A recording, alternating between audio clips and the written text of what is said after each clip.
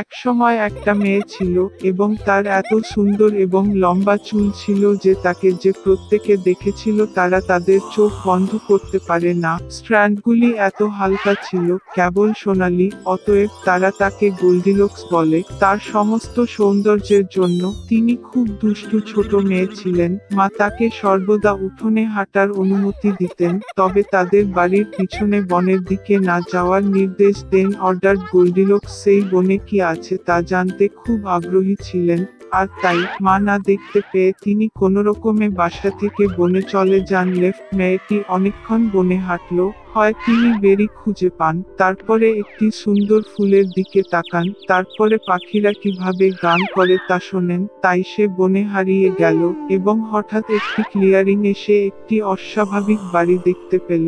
Goldilocks নিঃশব্দে তার কাছে এসেছিল। আমি ঘুরেছিলাম কিন্তু কাউকে দেখতে পেলাম না। তিনি দরজায় কড়া নাড়লেন কিন্তু কেউ উত্তর দিল না। তারপরে তিনি আরো শক্তভাবে নক করলেন এবং দরজাটি নিজেই খুলল। গোল্ডিলক্স সাবধানে প্রবেশ করল। তিনটি ভালুক সেই বাড়িতে থাকত। একটি ভালুক বাবা ছিল, বড় এবং নোংরা, অন্যটি ছিল মাদার ভাল্লুক, এটা আরো ছোট ছিল, তৃতীয়টি ছিল একটি ভালুক। ভালুকগুলি বাড়িতে ছিল না কারণ তারা জঙ্গলে বেড়াতে গিয়েছিল। মেয়েটি ঘরে ঢুকলো এবং টেবিলের উপর তিনটি বাটি পরীর মুখ দেখল। প্রথম বাটি সবচেয়ে বড়, বাবা ভালুক ছিল, দ্বিতীয় বাটিটি ছোটটি ছিল মাদার ভাল্লুক এবং তৃতীয়টি সবচেয়ে ছোট ছিল ভালুকের বাচ্চা। প্রতিটি বাটিতে কাছাকাছি একটি চামচ রাখুন, বড়, মাঝারি এবং ছোট। গোল্ডিলক্স এত ক্ষুধার্ত ছিল যে সে প্রথমে একটি বড় বাটি থেকে খেতে চেয়েছিল। তিনি সবচেয়ে বড় চামচ নিয়েছিলেন, পরিচটি নিয়েছিলেন, স্বাদ পেয়েছিলেন, তবে দরিদ্রটি খুব গরম ছিল। তারপরে সে একটি মাঝারি চামচ নিয়েছে, পরিচটি নিয়েছে, স্বাদ পেয়েছে, তবে দরিদ্রটি খুব শীতল ছিল। অবশেষে সে একটি ছোট চামচ নিয়ে ছোট বাটি থেকে দইটি স্বাদ গ্রহণ করল। এই পরিচ গরম বা ঠান্ডা ছিল না, ঠিক ঠিক। আর গোল্ডিলক্স ছোট্ট বাটি থেকে সমস্ত দই খেয়ে ফেলল। খাওয়ার পরে মেয়েটি বসতে চেয়েছিল এবং চুলার কাছে তিনটি চেয়ার দেখতে পেল, একটি বড়, আরেকটি ছোট এবং তৃতীয়টি খুব ছোট, একটি ছোট বালিশ দিয়ে উইক। প্রথমত তিনি বৃহত্তম চেয়ারে ওঠার চেষ্টা করেছিলেন কিন্তু পারেননি। তারপরে মেয়েটি মাঝখানে চেয়ারে বসার চেষ্টা করেছিল, তবে এটি খুব শক্ত এবং অস্বস্তিকর ছিল। অবশেষে তিনি সবচেয়ে ছোট চেয়ারে বসলেন এবং এটি তার পক্ষে ঠিক ছিল। গোল্ডিলক্স চেয়ারটি এত পছন্দ করেছিল যে সে তার উপর দুলতে শুরু করে। চেয়ারটি ফেটে গেল, ভেঙে পড়ল এবং সে মেঝেতে পড়ে গেল। মেয়েটি উঠে অন্য ঘরে গেল। তিনটি বিছানা ছিল, বড়, মাঝারি এবং ছোট। প্রথমত গোল্ডিলক্স প্রথম বিছানার উপরে উঠেছিল, তবে এটি খুব উচ্চ এবং শক্ত ছিল। আমি মাঝখানে শুয়ে পড়লাম, এটি খুব প্রশস্ত এবং নরম ছিল। মেয়েটি তৃতীয় বৃহত্তম বিছানায় শুয়েছিল, তিনি তার জন্য ঠিক ছিল। গোল্ডিলক্স এত আরামদায়ক এবং আরামদায়ক বোধ করেছিলেন যে তিনি দ্রুত ঘুমিয়ে পড়লেন। ভালুক পরিবার ঘরে ফিরে মেয়েটি দ্রুত ঘুমিয়েছিল। ভালুক খুব খিদে পেয়েছিল এবং সঙ্গে সঙ্গে টেবিলে চলে গেল। তার বাটিটি দেখে পাপা ভালুক সত্যিই রেগে গেলেন, কেউ আমার পরিয়া খাচ্ছিল, সে বড় হয়েছে। ভালুক মাও তার বাটিতে ঢুকলেন এবং কম জোরে গুজিয়ে উঠলেন, আমার বাটি থেকেও কেউ খাচ্ছিল।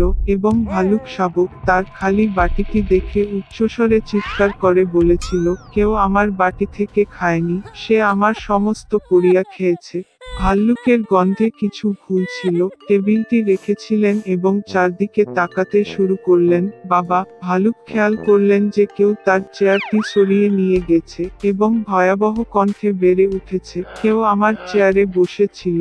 মা ভালুক তার চেয়ারের দিকে তাকিয়ে অভিযোগ করলেন, কেউ আমার চেয়ারে বসেছিল এবং এটিকে সেখানে থেকে সরিয়ে নিয়েছে। এবং তারপরে ভালুক তার ভাঙা চেয়ারের দিকে তাকালো এবং আবার জোরে চেঁচিয়ে উঠল, কেউ আমার চেয়ারে বসেনি, তবে ভেঙেছে।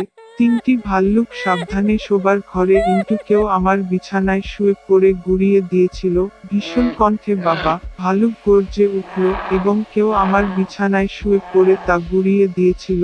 মা ভাল্লুককে ফুটিয়ে তুলেছিল। টেডি বিয়ার তার বিছানার দিকে তাকিয়ে আবার কেঁদে উঠল, কেউ আমার বিছানায় শুয়ে আছে। এবং তারপরে তিনি মেয়েটিকে দেখেন এবং একটি পাতলা কণ্ঠে স্কুয়েলে বলেছিলেন, এবং এখনো তার মধ্যে ঘুমাচ্ছে। বাবা এবং মা ভাল্লুক বিছানায় গিয়ে দেখলেন একটি ছোট মেয়ে সেখানে ঘুমিয়ে আছে। গোল্ডিলক্স ভালুকের বাচ্চাটির কান্না থেকে জেগে উঠল এবং খুব ভয় পেয়ে গেল। তার সামনে 3টি ভাল্লুক ছিল। তিনি তাৎক্ষণিকভাবে বাসা থেকে ঝাঁপিয়ে পড়লেন এবং পিছন ফিরে না তাকিয়ে তার চোখ যেখানেই ছুটে গেলেন। মেয়েটি দীর্ঘকাল দৌড়েছিল, খুব ক্লান্ত ছিল এবং তারপরে সে তার মাকে দেখেছিল যে বনে তার নিখোঁজ মেয়েটির সন্ধান করছে। তারপর থেকে গোল্ডিলক্স সর্বদা তার মায়ের কথা শুনেছিল এবং তার অনুমতি ব্যতীত কিছুই করেনি। তিনি খুব বাধ্য, দয়ালু এবং ভালো মেয়ে হয়েছিলেন।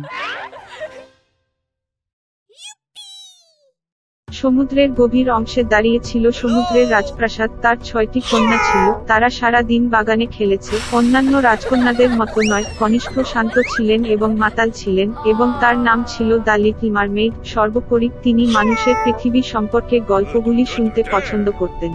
প্রথাগতভাবে একটি মৎস্যকন্যা শুধুমাত্র তার ষোড়শ জন্মদিনে প্রথমবারের পৃষ্ঠতলের বাড়তে পারে, এবং এখন সময়টি জমি এবং কনিষ্ঠতম রাজকন্যাকে দেখার। তিনি জাহাজের কাছাকাছি এসেছিলেন। দেশ থেকে আগত গান এবং সঙ্গীত এই প্রথম রাজকন্যা জাহাজটি দেখেছিল।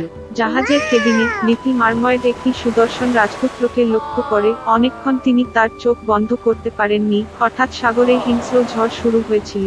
রাজকুমার জাহাজ একটি শিলা আঘাত এবং টুকরা ভাঙা। সম্পূর্ণ অন্ধকারে বিদ্যুৎ চমকে উঠল এবং লিটল মারমেইড রাজকুমারকে সমুদ্রে পড়তে দেখল। তিনি তাকে উপকূলে নিয়ে এসে উদ্ধার করেছিলেন। শীঘ্রই রাজপুত্রকে পাশের একটি মেয়ে খুঁজে পেল। যখন তিনি জেগে উঠলেন, তিনি তার দিকে হাসলেন এবং তাকে বাঁচানোর জন্য তাকে ধন্যবাদ জানালেন। ছোট্ট মারমাডা দুঃখিত হয়ে উঠল যে রাজকুমার তার অস্তিত্ব সম্পর্কেও জানত না। সে জলে ডুব দিয়ে সাঁতার কেটে গেল। লোক সম্পর্কে তার বাবার গল্প থেকে লিটল মারমেইড জানত যে তারা মার্বেডদের মাছের লেজটিকে কুৎসিত বলে মনে করে। অতএব কোনো ব্যক্তিকে খুশি করার জন্য 2টি পা অর্জন করতে হয়েছিল। পরের দিন লিটল মারমেইড সমুদ্র ডাইনে গেল। জাদুকরী তার জন্য একটি ঘ্রাণ তৈরি করতে রাজি হয়েছিল যা মাছের লেজকে আরো একদম পাতলা পায়ে পরিণত করবে। রাজকন্যার চালাকি দারুণ হবে, কিন্তু তিনি যে প্রতিটি পদক্ষেপ নিয়েছিলেন তা অসহ্য যন্ত্রণা নিয়ে আসে। এবং রাজপুত্র যদি আরেকটি বিবাহ করেন, লিটল মারমেইড সমুদ্রের ফোমে পরিণত হবে। বিনিময়ে জাদুকরী মেয়েটির কাছ থেকে তার দুর্দান্ত কণ্ঠ নেওয়ার ইচ্ছা প্রকাশ করেছিল। রাজকন্যা রাজপুত্রের নিকটবর্তী হওয়ার জন্য যে কোনো কিছুর জন্য প্রস্তুত ছিল এবং সে তাতে রাজি হয়েছিল। রাতে রাজপুত্রের প্রাসাদে যাত্রা করার পরে লিটল মারমেইড একটি জাদু পানীয় পান করেছিলেন। তার মধ্যে একটি তীব্র ব্যথা ছড়িয়ে পড়ে এবং সে চলে গেল। বিকেলে ঘুম থেকে উঠে মেয়েটি রাজকুমারকে সামনে দেখতে পেল এবং চোখ নিচু করে মাছের লেজের বদলে 2টি পা দেখতে পেল। রাজকুমার তিনি কে ছিলেন এবং কিভাবে তিনি এখানে এসেছিলেন তা জানার চেষ্টা করেছিলেন, কিন্তু লিটল মারমেইড কথা বলতে পারেনি। উষ্ণ গাইড এবং সুন্দর নাচ সত্ত্বেও তিনি তার পায়ে ভীষণ ব্যথা অনুভব করেছিলেন। রাজকুমার আরো বেশি করে লিটল মারমেইডের সাথে সংযুক্ত হয়েছিলেন, তবুও তিনি তাকে একটি সুন্দর বাচ্চা সন্তানের মতো আচরণ করেছেন। তাকে কখনো তার স্ত্রী বানানোর ঘটনা ঘটেনি। একবার রাজকুমার স্বীকার করলেন যে তার হৃদয় এমন এক ব্যক্তির দ্বারা দখল করা হয়েছে যিনি তাকে বহু আগে উপকূলে সংরক্ষণ করেছিলেন এবং তারা বিয়ে করতে চলেছে। ছোট মারমেইড খুব মন খারাপ করেছিল, কিন্তু তাকে সত্য বলতে পারেনি। বিয়ে সময় হওয়ার সময় যুবরাজ লিটল মারমেইডকে নববধূর সাথে একটি হানিমুন ভ্রমণে যাওয়ার জন্য আমন্ত্রণ জানিয়েছিলেন। একটি বিলাসবহুল হানিমুন তাঁবুটি জাহাজের ডেকে ছড়িয়ে পড়ে। দ্য লিটল মারমেইডের শেষ সন্ধ্যায় একটি যার সাথে তিনি তার বাড়ি ছেড়ে চলে গিয়েছিলেন, তার দুর্দান্ত কণ্ঠ দিয়েছিলেন এবং প্রতিদিন অন্তহীন যন্ত্রণা সহ্য করেছিলেন। কিন্তু তিনি তাদের লক্ষ্য করেননি। জাহাজে যখন নীরবতা পড়ল তখন লিটল মারমেইড ডেকের উপরে বসে সূর্যের প্রথম রশ্মির জন্য অপেক্ষা করছিল। হঠাৎ জাহাজের কাছে এসে সে তার বোনদের লক্ষ্য করল। তারা অশ্রুকুভাবে ডাইনিকে রাজকন্যাকে মৃত্যুর হাত থেকে বাঁচাতে সাহায্য করার জন্য বলেছিল। জাদুকরী তাদের একটি ধারালো ছুরি দিয়েছিল যার সাহায্যে রাজকন্যার হৃদয়কে বিদ্ধ করার জন্য লিটল মারমেইড তার রক্তের এক ফোঁটা তার পায়ে একটি লেজে পরিণত হতো এবং সে সমুদ্রে ফিরতে পারে। ছোট্ট জলভর তাঁবুতে উঠল এবং সেখানে প্রেমে ঘুমন্ত এক দম্পতিকে দেখল। তিনি রাজকুমারের প্রাণ নেওয়ার শক্তি খুঁজে পেলেন না এবং চিন্তাকে সমুদ্রে ফেলে দিলেন। দুঃখের সাথে লিটল মার্মেড নিজেকে জলে ফেলে দিল, কিন্তু রাজকন্যার সদয়তায় দুষ্ট জাদুকরী হৃদয় গলে গেল। জাদুকরী তার বানান বাতিল করে দিয়েছিল এবং লিটল মার্মেডে আবার মানুষের পায়ের পরিবর্তে একটি মাছের লেজ ছিল।